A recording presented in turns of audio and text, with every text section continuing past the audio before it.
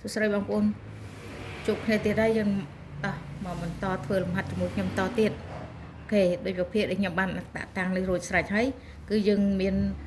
3ភាគ7បូកជាមួយនឹង5ភាគ8អូខេអញ្ចឹងដូចមាននៅលើក្បាច់រួចហើយ3ភាគ7បូកជាមួយនឹង5ភាគ8អូខេអញ្ចឹងយើងយកពេលតបមកយើងយករោភាគ3រួមអញ្ចឹងយើងយកភាគ3នៃប្រភេទទី1គុណនឹងភាគ3នៃប្រភេទទី2ទៅចាអញ្ចឹងយើងបាន7គុណជាមួយនឹង8យើងបាន50 7គុណនឹង8យើងបាន56ចាយើងបាន56ណាតទៅទៀត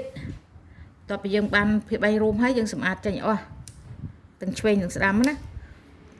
តមកទៀតយើងយកប្រភេទទី1យកតាំង3ភាគ7ចា3ភាគ7តពីតាំងហើយប្រភេទទី1តាំងរួចហើយប្រភេទទី1ត្រូវតែតាំងនៅខាងឆ្វេងណាទី1ក៏ដោយទី2ក៏ដោយបន្ទាប់ពីយើងរកភាគ3រួមរួចតមកទៀតយើងយក56ភាគ3រួម56យកមកចែកនឹងភាគ3នៃប្រភេទទី1និង7យើងចែកទៅបាន8យើងរុញគ្រាប់កម្មតែមួយគ្រាប់ទៅឡើងបាន8ចាកន្លែង8កន្លែង7ណាមាន7ស្រាប់ហើយអញ្ចឹងយើងរុញតែមួយគ្រាប់ឡើងទៅអញ្ចឹងបាន8បន្ទាប់មកទៀតយើងយកផលចែក8មកគុណជាមួយនឹងភាគយកនៃប្រភេទទី1 8 3ដង24ចាយើងបាន24អញ្ចឹង24នេះគឺជាភាគយកថ្មីនៃប្រភេទទី1ចាយើងបាន24ចា20នៅក្នុងតុងទី5 4នៅក្នុងតុងទី4អូខេអញ្ចឹងយើងសម្អាតខាងឆ្វេងចេញអស់តទៅមកទៀតយើងយកប្រភេទទី2យកមកដាក់តាំងនៅខាងឆ្វេងភាគទី2យើងមាន5ភាគ8ចាតទៅទៀតតទៅពីតាំងហើយយើងយកភាគ3រួមនេះយកទៅចែកជាមួយនឹងភាគ3នៃប្រភេទទី2ចា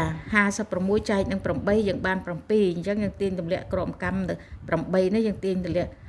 មកក្របហើយយើងនៅសល់7អញ្ចឹងយក7ភាគអានេះ7នេះជាផលចែកចាយក7ហ្នឹងយកទៅគុណជាមួយនឹង5ជាភាគយកនៃប្រភេទទី2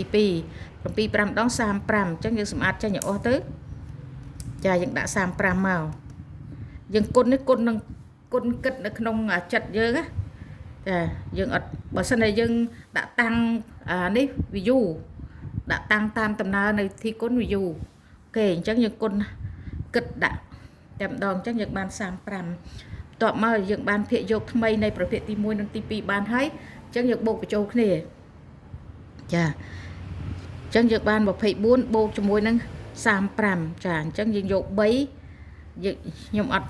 ថា30ទេខ្ញុំយក3បូកជាមួយនឹង2 3បូក2ស្មើនឹង5អញ្ចឹងយើងសម្អាត2ខាងក្រោមហ្នឹងតម្លាក់5ខាងលើមក